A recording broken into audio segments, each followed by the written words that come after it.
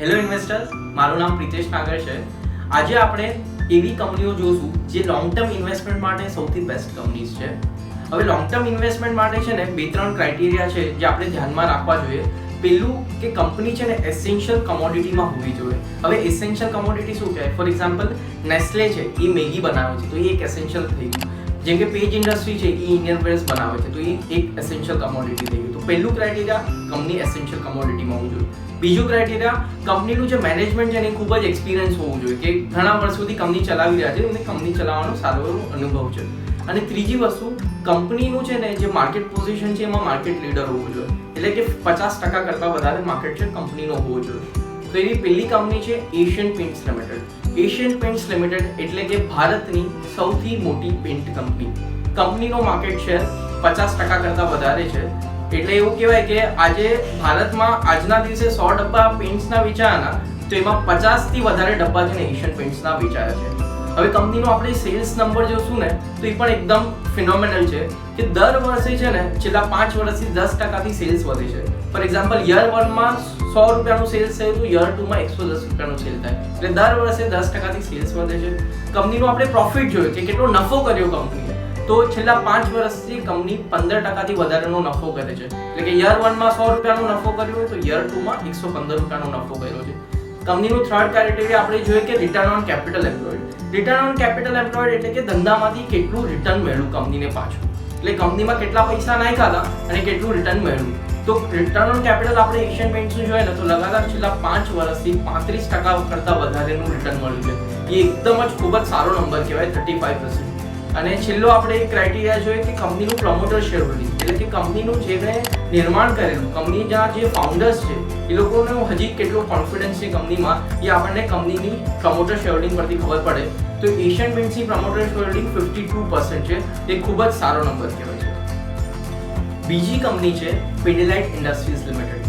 Pidilite industries limited એટલે કે Fevicol, Fevistik, doctor Fixit, Fevikwik, આ બધી જે બ્રાન્ડના પ્રોડક્ટ્સ છે ને એ પીડીલાઇટ ઇન્ડસ્ટ્રીઝ બનાવે છે. તમે જોયું હશે, તમે ક્યારે પણ શોપ પર જાઓ છો તો તમે ક્યારે એમ નહીં કીધું હોય કે મને ગમ આપો કાં તો મને ગુંદર આપો, તમે એમ જ કહેશો ડાયરેક્ટ કે મને ફેવિકોલ આપો. તો એટલું બ્રાન્ડ રિકોલ વેલ્યુ છે, તેના પરથી જ આપણને ખબર પડે કે આ કંપનીનો માર્કેટ શેર કેટલો વધારે હશે. પીડીલાઇટનો અધેસિવ માર્કેટમાં 70% કરતાં વધારે માર્કેટ શેર છે, એટલી મોટી આ કંપની છે.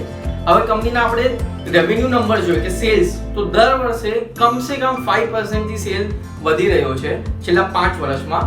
તેવી જ રીતે પ્રોફિટ પણ છેલ્લા 5 વર્ષથી 5% થી વધી રહ્યો છે.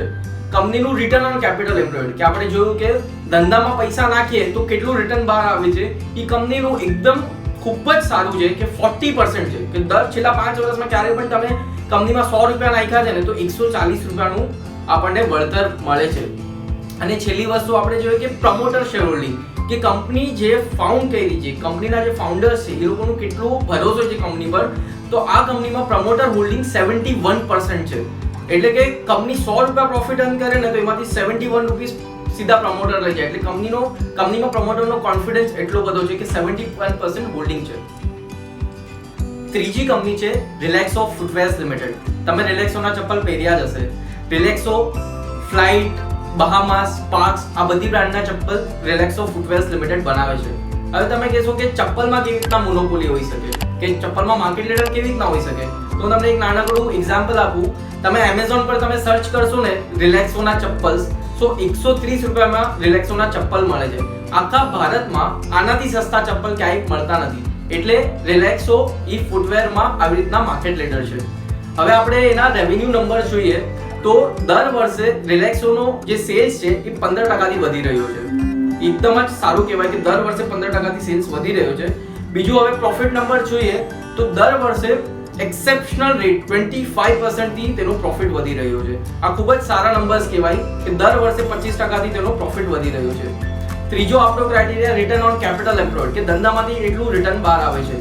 તો આ નંબર પણ એકદમ એક્સેપ્શનલ 35% છે. છેલ્લા 5 વર્ષનો રેકોર્ડ જોઈએ તો 35% રિટર્ન ઓન કેપિટલ એમ્પ્લોયડ છે.